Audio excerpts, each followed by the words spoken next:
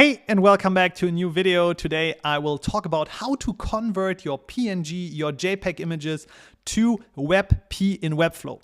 And the reason for this is we want to reduce the loading times of our website. And the biggest problem for loading times are images that are too big. So imagine an image that has several megabytes. To load that, for example, on mobile takes a little bit of time, and we want to make sure that our website is loading really quickly.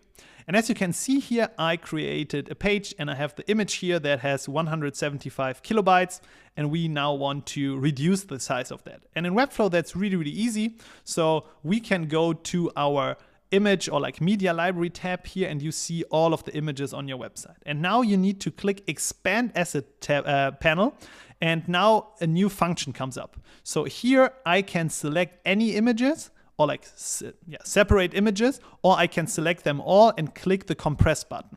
And what the compress button does is it will compress the images that I selected to WebP.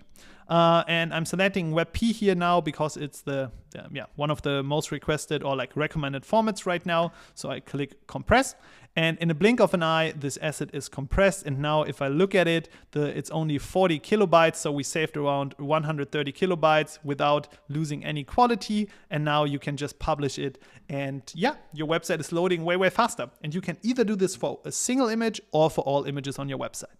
If you like this tip, make sure to follow us for more videos on Webflow, Figma, and marketing, and see you in the next one. Bye-bye.